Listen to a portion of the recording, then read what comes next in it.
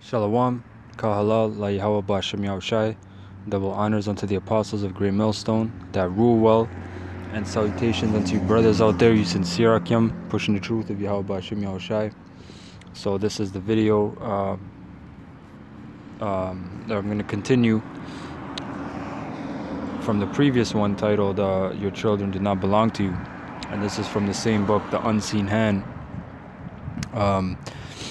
where I brought out the information last time for the I forgot the video I did, but it's the same book. So I'm gonna just start reading certain points I highlighted in the book, but I wanted to read more, so I'm gonna skim through it. This is page 382, chapter 36, under education. Right, it says education is an important tool for training children in the knowledge of the past. It didn't even quote the scripture. The Bible in Proverbs 22:6 tells us why this is so. Train up a child in the way he should go, and when he is old he will not depart from it. And that's a very wise saying, you know, hence the book of Proverbs. All right, there's a lot of wise sayings and instructions, when you train up a child, like that's what Esau's doing right now. He's on this thing about training up these children and messing up their minds from young. So by the time they even see it, you know, the men of the Lord or whatever, you know, path they're on, they're gonna totally reject it, because what they've learned is everything contrary to the scriptures. You know, everything that's contrary to the scriptures, that's what these children are learning in these public fool systems. It says the Communist Party, which the communists, they were set up by the elites anyway. That's not just like some separate faction. That was set up by the elites. Karl Marx and even before Karl Marx, there's a guy called I believe Engel, E-N-G-E-L, which they were all set up anyway, you know, by the elites, Illuminati. All right. It says the Communist Party has also decided that education is important to the furthering of their philosophy. Education became one of their concerns in the United States when they adopted the following as a party slogan in 1919. Give us one generation of small children to train to manhood and womanhood, and we will set up the Bolshevist form of the Soviet government, right? Or the Bolshevik revolution, which was the overthrow of the Tsar Empire of Russia. Right, but look at that. It says one generation, you know, and these children are messed up, man. And I went to school. I went to Catholic school. We learned all this madness. But these children, what they're learning nowadays is just even on a higher level, man. That was like 10 years ago. What these children are learning, man, it's just crazy. They're basically turning your kids against you, even. You know, you go to school, they come back, your parents ask you what you learn or what you do, and you try to bring them up in a certain way. And they might tell the teacher, oh, my father said this or that, and guess what? That, you know, they can call CS, child services, right? They can call child services and take your damn child away, you know. So your children don't belong to you, man. You know, your children do not even belong to you, okay? Because you don't have power over what they learn. And if you don't want them to learn something in school, guess what? They're still going to learn it. And they can stray into that direction, which is not the good way. It says even Hitler of the National Socialist Party in Germany sensed the importance of education. In a speech delivered in 1939, he proclaimed, your child belongs to us already. What are you? You will pass on. Your descendants, however, now stand in the new camp. In a short time, they will know nothing else but this new community. Right, I'm gonna, again, like I said, skip through certain points.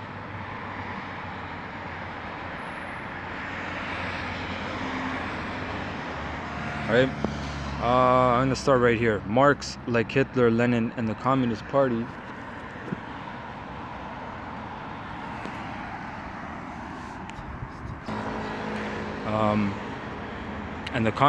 USA realized that if they could control the education of the young, they could control the economic and social life the young would live under. And if all believed the same things, they were there will be no opposition to the state. This was confirmed by Bertrand Russell, who wrote about an educator, Johann Fichte, who Russell claimed laid down that education should aim at destroying free will so that after pupils are thus schooled, they will be incapable of thinking or acting otherwise than as their schoolmasters would have wished.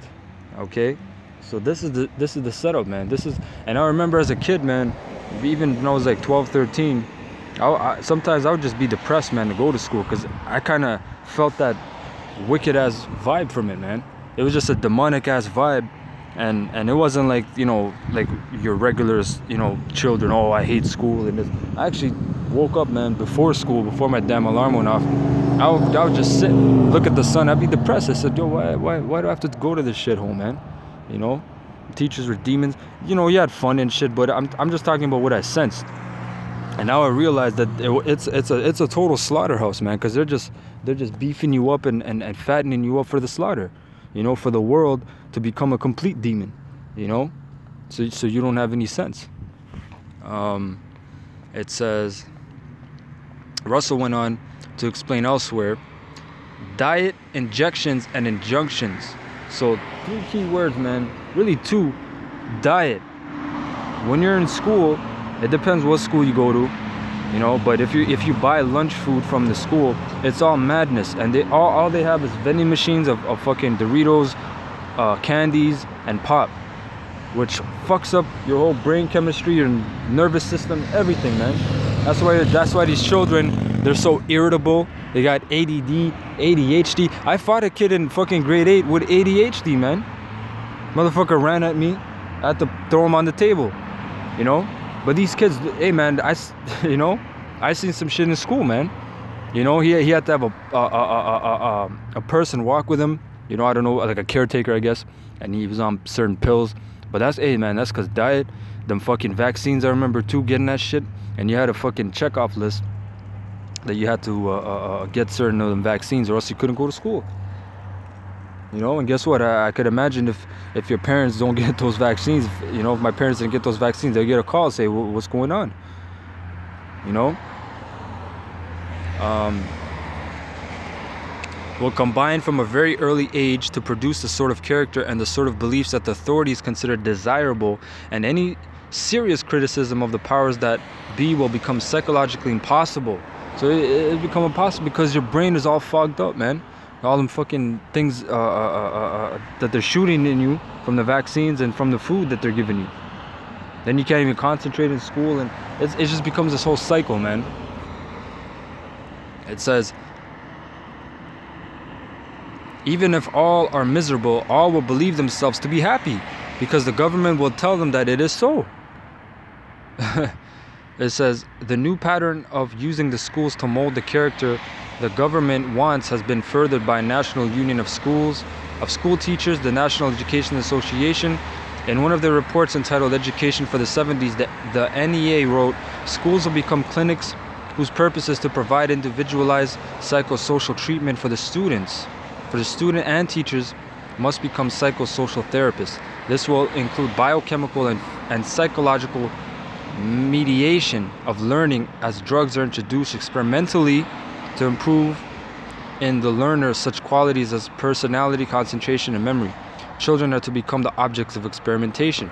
You know, and every decade or so, like 70s, 80s, they all try different things with each generation, man. You know, I'm gonna read the highlighted parts of page 384. The Americans did not turn their children over to the state to be educated by them in the beginning.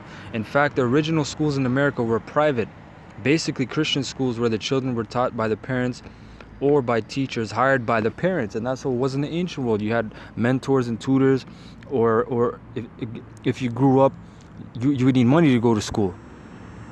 You know, if you didn't have money, you didn't go to school. But if your father was in a trade, if he was a blacksmith, if he was a farmer, whatever his trade was, a carpenter, you would grow up in that trade. And that was a life skill, a trade that you learned, that you brought, you know, breadwinner with. You know, that's how you brought bread for your family. You know. But in this society, you're so deemed on going to school, and if you don't go to school and you become a plumber or electrician, you're a bum. And those are First of all, those are laborious, skilled trade jobs, man. You know, like drywall people. Oh, drywall people earn a lot of money with drywall, man. With the various trades in general. It's in this society you be, oh, I got a business degree. Now those fucking degrees don't mean shit. Even a fucking PhD doesn't mean shit, man. You know? Oh, I got my business degree. Well, are you using it? Well, no, I'm not using it. So why the fuck did you go to school for that? You went because most likely your parents or society imposed that upon you. And you went, you don't even like what the hell you're doing. You know? I got my business degree or associate's degree. You know? Graphic design or whatever shit that you don't even like doing. You know? And then you don't even, oh, I switched my majors. You don't even know what the hell you want. You know? Because you're just imposed. Your brain can't even work properly, man. Your brain can't even function properly. It says, the original textbook was the Bible, and all expenses were paid for by the parents who wished their children to be taught as the parents wished. And that's true that's true ownership of your child, man. That's true. You know, the sovereignty that you have, you don't have that anymore. You don't got that anymore. It says down here, the first law of such a nature was passed in 1642 by the Massachusetts legislature, which required parents to teach their children to read the English language and to teach the principles of religion. This law was followed by another in 1647, requiring cities of over 50 householders in population to teach children to read and write. Those communities with over 100 families or households had to set up a grammar school, the first public schools in the United States. Down here it says, there were those who persisted in their efforts to involve the federal government in the process of educating the children of the nation. One of these was the father of modern socialism, Robert Owen. It says down here, page 385, whether or not it was due to the efforts of the Owenite supporters or because of the efforts of others, the state of Massachusetts created the Board of Education and appointed Horace Mann as the first secretary of the board in 1837. Only 8 years later, Mr. Mann toured the state continuously preaching the need for public education. His efforts were successful, so successful that he became known as the father of American public education.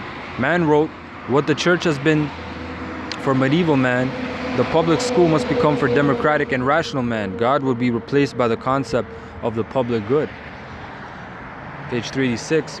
Today, the critics of public education are saying things like, the aim of education is no longer to impart facts and knowledge. The aim is to change the social values of the child away from the value that have traditionally been considered fixed, permanent, or absolute. You see, so it was about changing the whole construct of society, because once you change the children, they grow up to be what?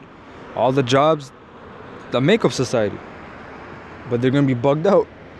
Their grandfather, John D. Rockefeller, started the General Education Board, the forerunner to today's Rockefeller Foundation, as a means of introducing the world of education to the wealthy.